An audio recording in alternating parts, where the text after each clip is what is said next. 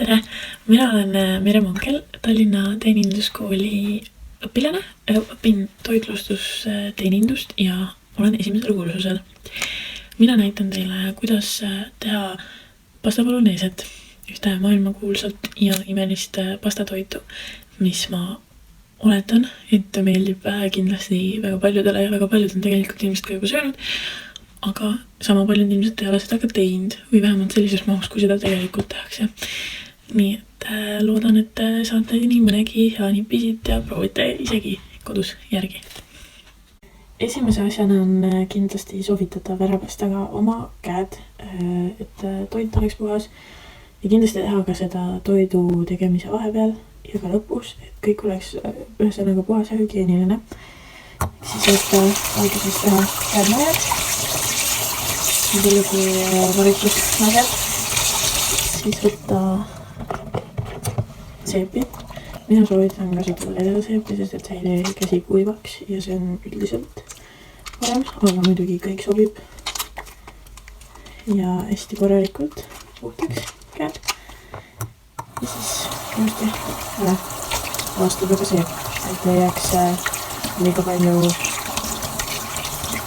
kemikaale kätele sügitegemise ajaks. Samamoodi kui pindu puhastada, et tasub hästi korralikult veega ära puhastada, et ei jääks liiga palju kemikaal, mis lõpuks lähevad toidu sisse ja see ei ole mitte kellegi tervisele hea. Siis käte kuivatamise aeg. Nüüd on vaja võtta üks riiv ja porgand ja üks kauss, kuhu saab riivida. Tegelikult võib porgandit ka lõigata, aga kergem on ju endal riivida ja mina kasutan riivimiseks suuremaid terasid, aga võib kasutada väiksemaid ja nii kui see mugavam on. Siis lõikame ühe suure sibula, lõikame 2 pooleks. Soovitan alles jätta see ots, et ta hoiaks seda sibulat kinni, kui sa lõikad, sellepärast, et sibul on väga selline lagunev asi ja siis seda on nagu, niimoodi on raskem. Ja siis lihtsalt teha sellised sisselõiked.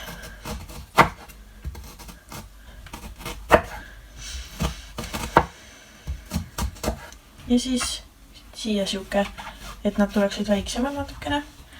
Ja siis lihtsalt hakkadki lõikama sibula kuubikuid, väikseid kuubikuid. Nii, ja nüüd ma näitan, kuidas siis purustada küüslaga künt ja seda hakkida, kui meil on porgand ja sibul tehtud. Ehk siis paned selle suurema laiema osa nõast, olge ettevaatlik midagi, panen siia peale ja lihtsalt toore jõuga lükkad. Nii, et oleks nagu, täitsa koos. Ja siis lihtsalt hakkad hakkima.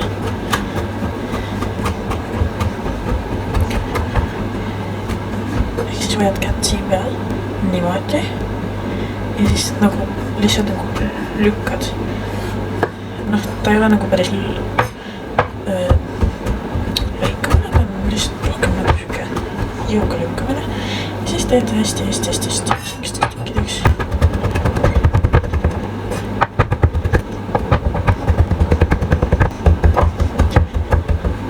Hästi vähe, seega see on natuke keerulisem. Ja alati tegelikult võiks küüslaga küünest ma arvan rohkem panna, sest et see on ikkagi sinu enda maitse asi. Kui sulle meeldib maitsekam, siis see on täiesti okei. Ja siis lihtsalt niimoodi hakid. Kuni põhimõtteliselt nagu ei hakkida. Ongi niuke selline väike. Ongi kõik. Nüüd ma vahepeal pruunistasin ära hakkliha ja hoidsin siis nii kaua, kuni ta pruuniks läheb ja siis lisasin köögiviljad ja need köögivilju tuleb hoida umbes nii kaua, kuni sibul läheb klaasjaks juba. Ehk siis selliseks natuke nagu läbipaistvaks. Ja siis lisan juurde siis muud asjad, mis sinna vaja lähevad. ehk siis tomatipüree, tomatipasta ja maitseained.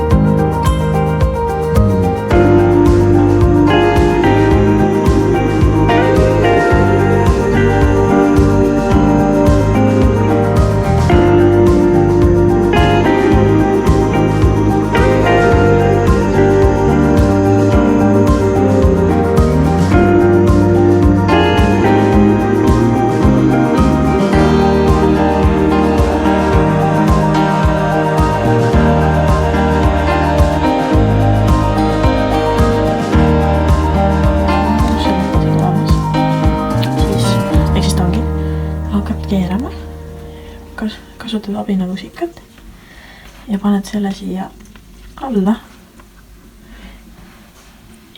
ja nii, sellest on tõesti palju abi. Nii, ja nüüd on meil 2 portsu valmis.